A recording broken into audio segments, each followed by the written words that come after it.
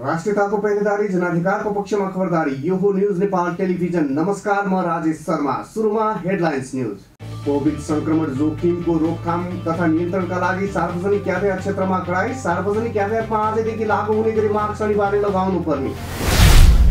पार्टीलाई बलियो र गतिशील बनाउन पार्टीभित्रै रहेर सङ्घर्ष गर्ने नेपाल कम्युनिस्ट पार्टी एमाले जगन्नाथ माधव समूहको निर्णय। केन्द्रीय कमिटी बैठक बस्नुपर्ने सदस्यहरूको माग।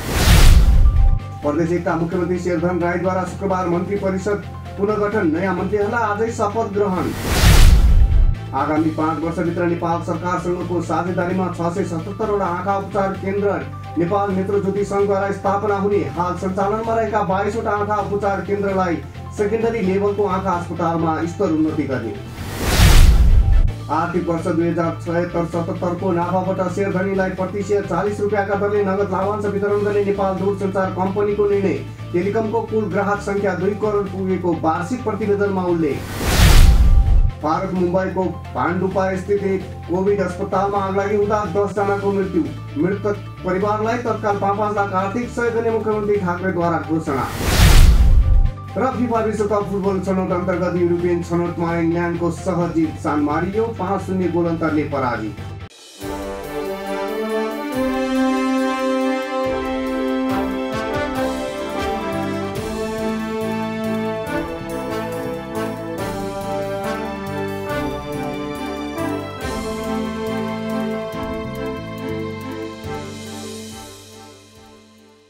अब न्यूज विस्तारमा सुरु गरौं। कोभिड संक्रमण जोखिमको रोकथाम तथा नियन्त्रणका लागि सार्वजनिक यातायात क्षेत्रमा कडाई गरिने भएको बारे प्रसङ्गबाट। कोभिड संक्रमण जोखिमको रोकथाम तथा नियन्त्रणका लागि सार्वजनिक यातायात क्षेत्रमा कडाई गरिने भएको छ। शुक्रबार जिल्ला प्रशासन कार्यालय काठमाडौँमा प्रमुख जिल्ला अधिकारी, यातायात व्यवसाय विभाग, ट्राफिक प्रहरी, यातायात व्यवसाय र यातायात मजदुरहरू बीच भएको छलफलमा कोभिड संक्रमण रोकथाम तथा नियन्त्रणका लागि सार्वजनिक यातायात क्षेत्रलाई कडाई गर्ने निर्णय भएको हो।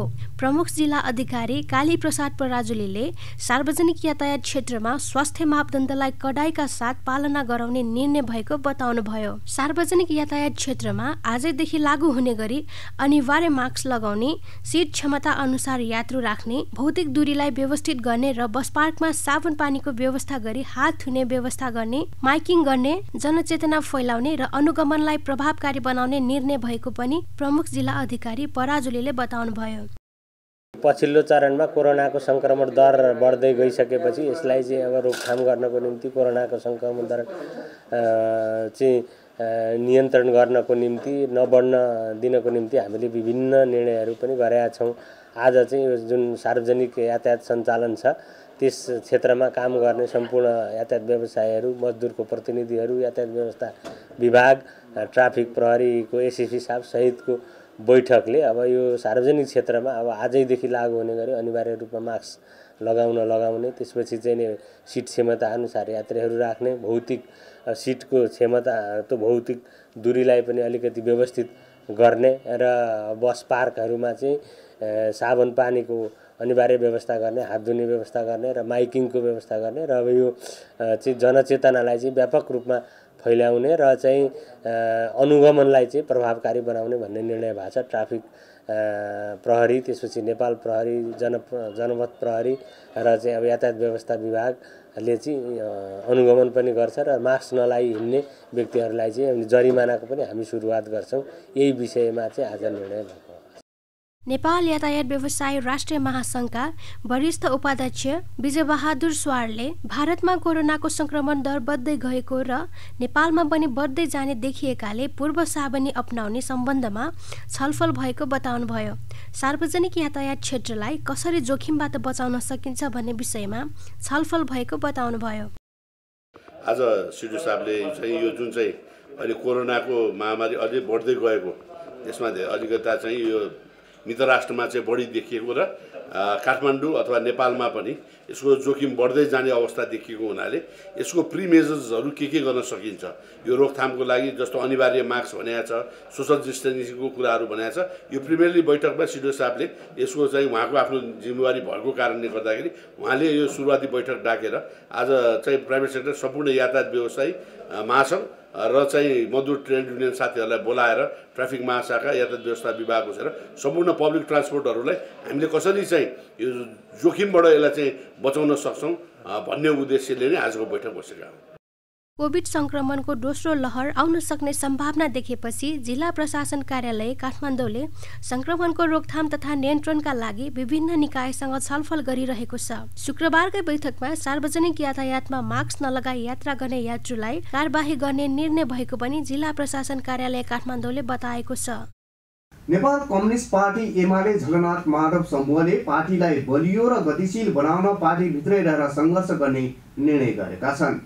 शुक्रबार काठमाडौँको कलकी स्थित एक पार्टी प्यालेसमा बसेको झलनाथ माधव समूह पक्षको केन्द्रीय कमिटी सदस्यहरूको बैठकले पार्टीलाई बलियो गतिशील र क्रियाशील बनाई विधि र पद्धतिमा चलाउनका लागि पार्टीभित्रै रहेर सङ्घर्ष गर्ने निर्णय गरिएको नेकपा एमालेका नेता रघुजी पन्तले बताउनुभयो। यसका निम्ति प्रधानमन्त्री निवास बालुवाटारमा आयोजना गरिने संसदीय दलको बैठकमा जाने निर्णय भएको पनि पन्तले जानकारी दिनुभयो। उपलब्ध केन्द्रीय सदस्यहरूसँग को छलफल भयो। धेरै टाढा टाढाको उपत्यका बाहिर धेरै टाढाको केन्द्रीय सदस्यहरूलाई हामीले बोलाएनौँ, किन भन्दाखेरि उहाँहरू अस्ति भर्खर 4-5 को भेलामा आएर जानुभएको थियो। त्यसैले भ्यालीमा उपलब्ध केन्द्रीय सदस्यहरू झन्डै पुग्न 60 जना जति मैले ठ्याक्कै दिएको नि, तर 60 जना जति उपस्थित हुनुहुन्थ्यो र त्यो छलफल हामीले त्यसलाई निरन्तरता दिने पनि विचार गरेका छौँ। र त्यसपछि संसदीय दलको बैठकको बारेमा छलफल भयो र सांसद साथीहरू आजको संसदीय दलको बैठकमा जानुहुन्छ, त्यहाँ आफ्नो कुराहरू राख्नुहुन्छ। र हामीले यो किन निर्णय गर्यौँ भन्दाखेरि हामी नेकपा एमाले भित्र बसेर पार्टीलाई बलियो बनाउनको लागि, पार्टीलाई शुद्ध बनाउनको लागि, पार्टीलाई गतिशील र क्रियाशील बनाउनको लागि र पार्टीलाई विधि र पद्धतिमा चलाउनको लागि पार्टीभित्रै रहेर सङ्घर्ष गर्ने हाम्रो नीति अनुसार संसदीय दलको बैठकमा भाग लिएर आफ्ना कुराहरू राख्ने भन्ने हामीले एउटा निर्णय गरेका छौँ। साथीहरू दलको बैठकमा जानुहुन्छ। अब व्यक्ति को जानुहुन्छ त्यो चाहिँ हामीले सोधेनौँ। अब दलको बैठकमा कति काम परेर नजान पनि सक्नुहुन्छ, त्यो त उहाँहरूको आफ्नो कुरा हो। तर राजनीतिक रूपमा संसदीय दलको बैठकमा भाग लिने भनेर हामीले निर्णय गर्यौँ। होइन, त्यो त छलफल जारी छ, छलफल हुन्छ। हाम्रो भनाइ के हो भन्दाखेरि पार्टीमा हामी सङ्घर्ष गर्छौँ। सङ्घर्ष गर्नको लागि पार्टीभित्र रहेर पार्टीलाई शुद्ध बनाउनको लागि र पार्टीलाई क्रियाशील बनाउनको लागि सबै उपायहरू सबै तरिकाहरू अपनाउँछौँ। बैठकपछि बोल्दै नेकपा एमालेका नेता सुरेन्द्र पाण्डेले केन्द्रीय कमिटी सदस्यले हस्ताक्षर गरेर केन्द्रीय कमिटीको बैठकको माग गर्ने निर्णय गरेको बताउनुभयो। सर्वोच्च अदालतले जहाँ फर्काएको छ नेकपा एमाले जो मरेको नेकपा एमालेलाई जहाँ बिउताइदियो त्यो बिउतेकै ठाउँबाट पार्टीका सङ्गठन संरचना सम्पत्ति जे हुन् त्यही बिन्दुमा फर्काएको हुनाले पार्टी तीबाट सुरु हुनुपर्छ भनेर हामी सेन्ट्रल कमिटीका सदस्यहरूले दस्तखत गरेर बैठकको माग गर्ने भन्ने निर्णय हामीले गऱ्यौँ एउटा। त्यसैको लागि उहाँहरूलाई चाहिँ बोलाइएको थियो। हामीले स्थायी कमिटीमा यही छलफल गरेका थियौँ। दोस्रो संसदीय दलको बैठकमा जाने, आफ्ना कुराहरू राख्ने, नोट अफ डिसेन्ट राख्ने, त्यहाँबाट फर्किने। संसदीय दलको बैठकमा गएर नोट अफ डिसेन्ट राखेर फर्किने नेता पाण्डेले बताउनुभयो।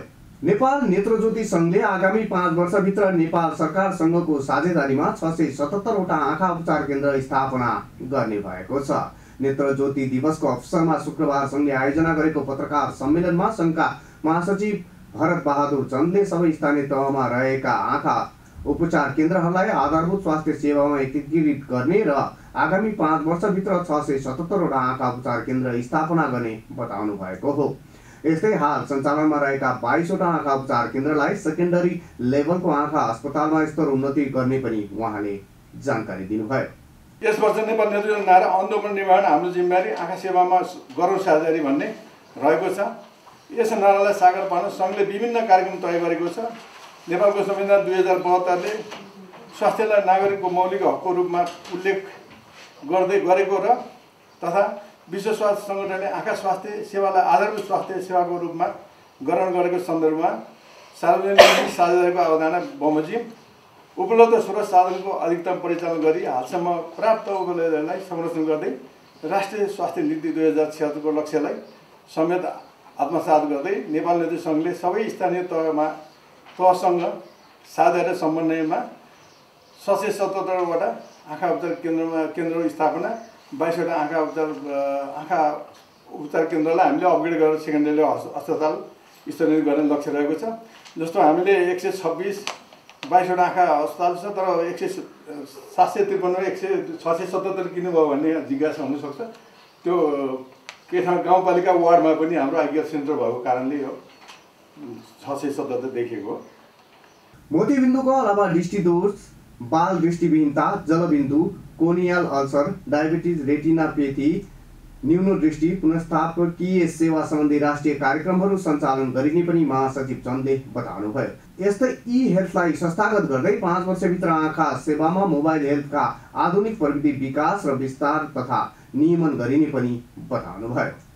पछिल्लो समय सङ्घले आँखा सम्बन्धी विषयहरूको उत्पादनमा समेत विशेष ध्यान दिँदै आएको छ। सङ्घको यस प्रयासले आँखा जनशक्तिमा सङ्घ आत्मनिर्भरतातर्फ उन्मुख हुँदै गएको छ।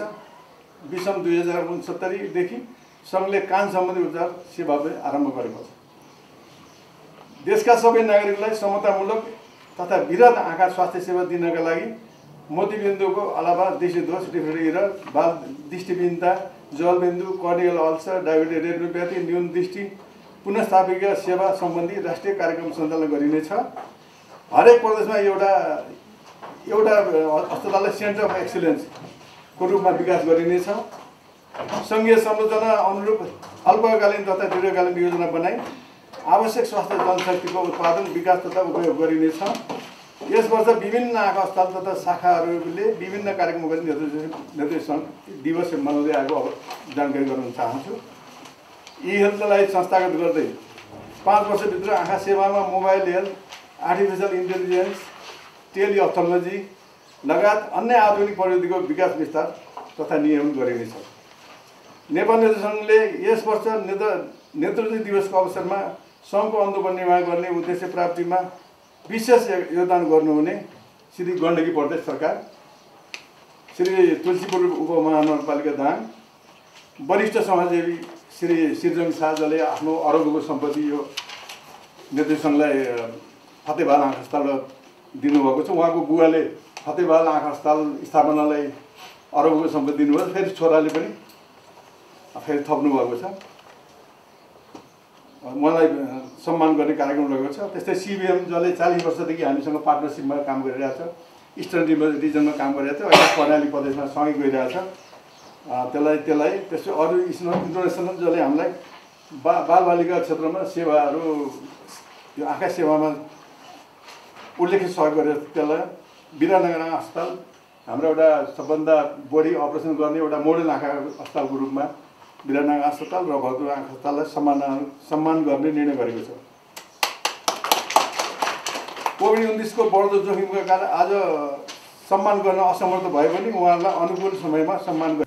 नेत्रज्योति सङ्घले यस वर्ष अन्धोपन निवारणमा हाम्रो जिम्मेवारी, आँखा सेवामा गरौँ साझेदारी भन्ने नाराका साथ नेत्रज्योति दिवस मनाएको छ।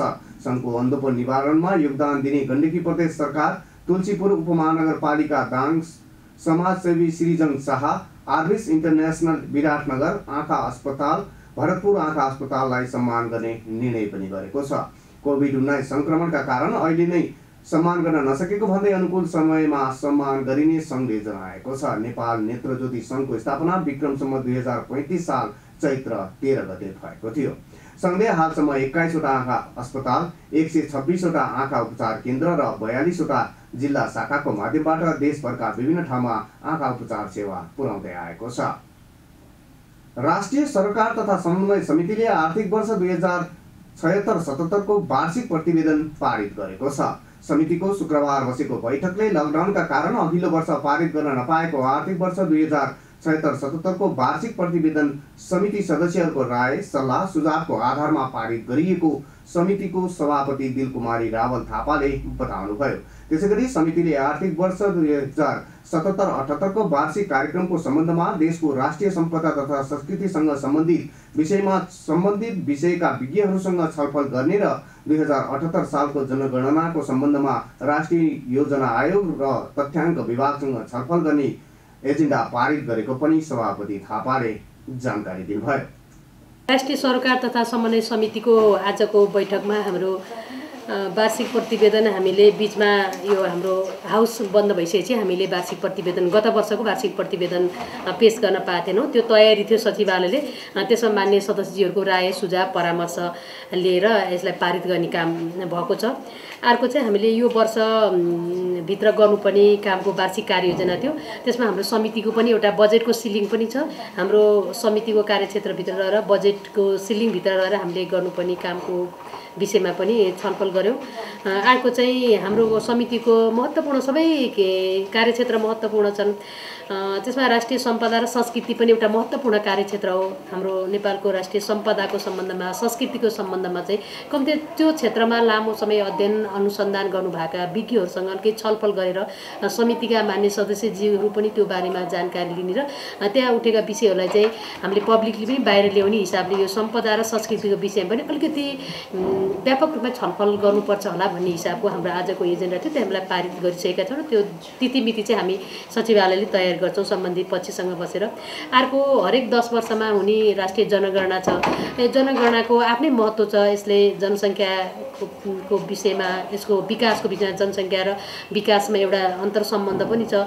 यो जनगणना 2078 अब हामी नयाँ वर्षबाट सुरु हुन्छ, यसको तयारीको सन्दर्भमा हामी यो तथ्याङ्क विभागको महानिर्देशकसँग बसेर त्यसरी यो विषय राष्ट्रिय योजनासँग पनि जोडिन्छ। राष्ट्रिय योजनाका मान्य सदस्यज्यूसँग पनि बसेर हामीले यो विषय कसरी चाहिँ कुन कुन प्रश्नहरूमा आधारित रहेर कुन कुन आयामहरूसँग जोडिएर चाहिँ यो राष्ट्रिय जनगणना 2078 हुँदैछ।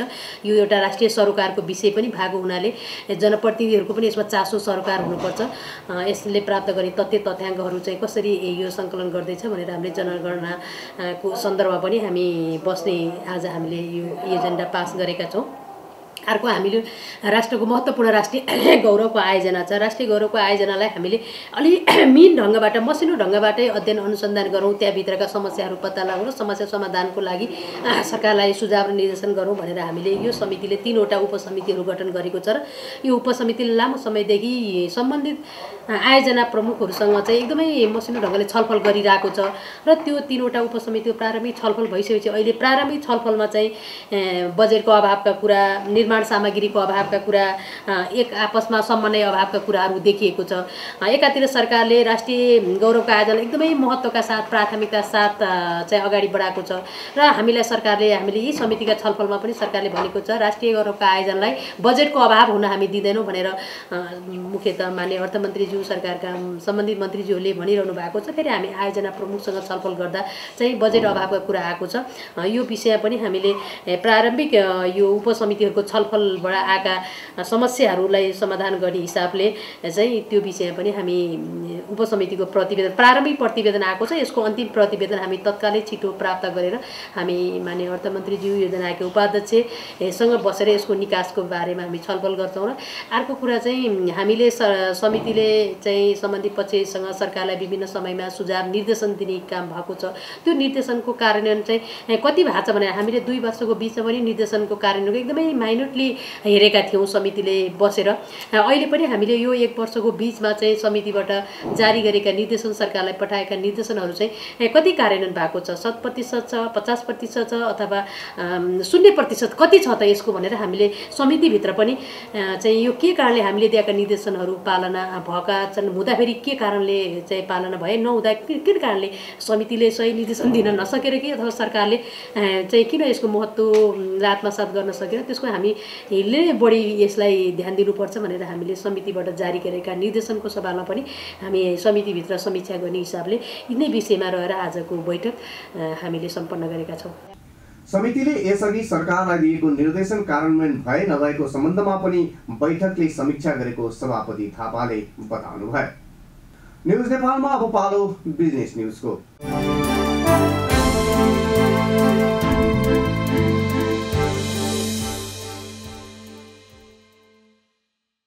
नेपाल दूरसञ्चार कम्पनीले आर्थिक वर्ष 2076-77 को नाफाबाट शेयर धनीलाई प्रति शेयर 40 रुपियाँका दरले नगद लाभांश वितरण गर्ने निर्णय गरेको छ।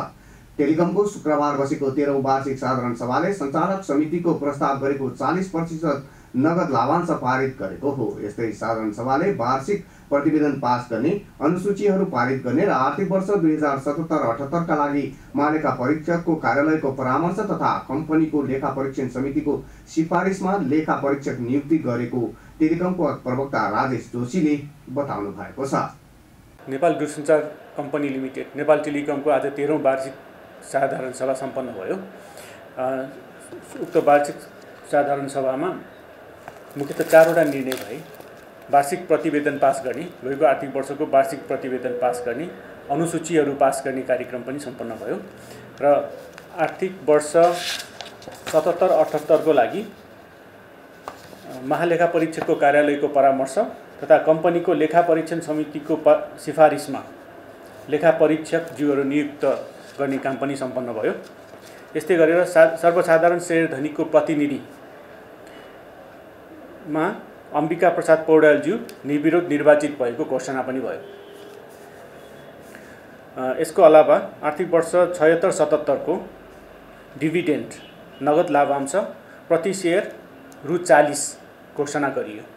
सधैँ चाहिँ साधारण सभामा योभन्दा अगाडिका साधारण सभाहरूमा पनि शेयरधनी महानुभावहरूको आफ्नो जिज्ञासा, सुझाव र प्रश्नहरू यसपालि पनि राख्नुभयो र आज 15 जना शेयरधनी महानुभावहरूले आफ्नो जिज्ञासा राख्नुभयो र त्यसको जवाफ कम्पनी सञ्चालक समितिका अध्यक्ष ज्यूले दिनुभयो।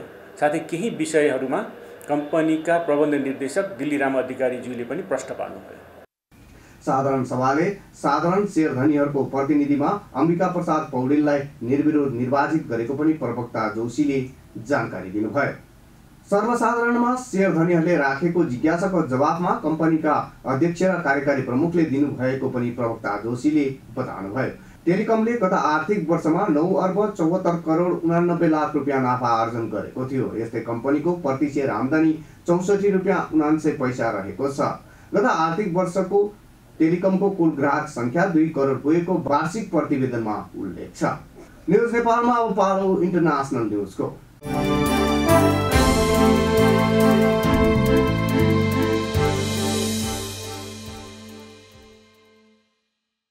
भारतको मुम्बई भाण्डुपा स्थित एक कोभिड अस्पतालमा आगलागी हुँदा 10 को मृत्यु भएको छ। भारतमा तीव्र रूपमा कोरोना भाइरसको नयाँ भेरिएन्ट फेला परिरहेको समयमा शुक्रबार मुम्बईको भाण्डुपा स्थित एक कोभिड अस्पतालमा आगलागी हुँदा 10 को मृत्यु भएको हो। शुक्रबार दिउँसो त्यहाँका मुख्यमन्त्री उद्धव ठाकरेले घटनास्थलमा पुगेर घटनामा संलग्न दोषीहरू विरुद्ध सशक्त एक्सन लिने निर्देशन दिएका छन्। मुख्यमन्त्री ठाकरेका अनुसार अन्य ठाउँबाट नै आगो सल्किएर अस्पतालमा फैलिएकाले भयानक आगलागी भएको हो।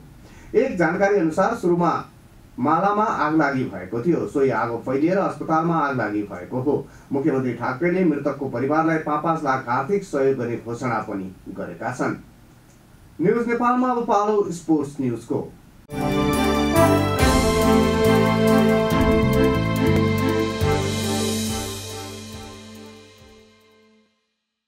फिफा विश्वकप फुटबल छनौट अन्तर्गत युरोपियन छनौटमा इङ्ल्यान्डले सहज जित निकालेको छ। इङ्ल्यान्डले बिहिबार राति भएको खेलमा सान मारिनोलाई 5-0 गोल अन्तरले हरायो। घरेलु मैदानमा इङ्ल्यान्डलाई जित दिलाउन डोमिनिक कार्भर्ट र लेभिनले 2 गोल गरे। जेम्स वाट, रायन स्टर्लिङ र ओली वाटसनले 1-1 गोल गरे। जितसँगै समूह आईको इङ्ल्यान्डले पहिलो खेलमा 3 अङ्क जोडेको छ। सान मारिनोले भने हारबाट छनौटको सुरुवात गरेको छ। खेलको 14औं मिनेटमा जेम्सले गोल गर्दै इङ्ल्यान्डलाई अग्रता दिलाएका थिए। 21औं मिनेटमा लेभिनले गोल गर्दै टिमको अग्रता दोब्बर पारे। 31औं मिनेटमा रहिमले गोल गर्दै टिमलाई 3-0 को अग्रता दिलाए। पहिलो हाफमा 3 गोल गरेका इङ्ल्यान्ड दोस्रो हाफमा 2 गोल गर्न सफल भएको थियो। 53औं मिनेटमा लेभिनले व्यक्तिगत दोस्रो गोल गर्दै टिमको अग्रता 4-0 को बनाए। 83औं मिनेटमा वाट्रिक्सनले गोल गर्दै इङ्ल्यान्डलाई 5-0 को शानदार जित दिलाए। हामी न्यूज बुलेटिनको अन्त्यमा आइपुगेका छौं। जाँदा जाँदै हेडलाइन्स न्यूज पुनः पटक। कोभिड संक्रमण जोखिमको रोकथाम तथा नियन्त्रणका लागि सार्वजनिक यातायात क्षेत्रमा कडाई। सार्वजनिक यातायातमा आजदेखि लागू हुने गरी मास्क अनिवार्य लगाउनु पर्ने। पार्टीलाई बलियो र गतिशील बनाउन पार्टीभित्रै रहेर सङ्घर्ष गर्ने नेपाल कम्युनिस्ट पार्टी एमाले झलनाथ माधव समूहको निर्णय। केन्द्रीय कमिटी बैठक बस्नुपर्ने सदस्यहरूको माग। प्रदेश एकका मुख्यमन्त्री शेरधन राईद्वारा शुक्रबार मन्त्री परिषद पुनर्गठन नयाँ मन्त्रीहरूलाई आजै शपथ ग्रहण। आगामी 5 वर्षभित्र नेपाल सरकारसँगको साझेदारीमा 677वटा आँखा उपचार केन्द्र नेपाल नेत्रज्योति सङ्घद्वारा स्थापना हुने। हाल सञ्चालनमा रहेका 22वटा आँखा उपचार केन्द्रलाई सेकेन्डरी लेभलको आँखा अस्पतालमा स्तर उन्नति गर्ने। आर्थिक वर्ष 2076-77 को नाफाबाट शेयरधनीलाई प्रति शेयर 40 रुपियाँका दरले नगद लाभांश वितरण गर्ने नेपाल दूरसञ्चार कम्पनीको निर्णय। टेलिकमको कुल ग्राहक संख्या 2 करोड पुगेको वार्षिक प्रतिवेदनमा उल्लेख। भारत मुम्बईको भान्डुपा स्थित एक कोभिड अस्पतालमा आगलागी हुँदा 10 जनाको मृत्यु। मृतक परिवारलाई तत्काल 5 लाख आर्थिक सहयोग गर्ने मुख्यमन्त्री ठाकरेद्वारा घोषणा। र फिफा विश्वकप फुटबल छनौट अन्तर्गत युरोपियन छनौटमा इङ्ल्यान्डको सहज जित सान मारियो 5-0 गोल अन्तरले पराजित।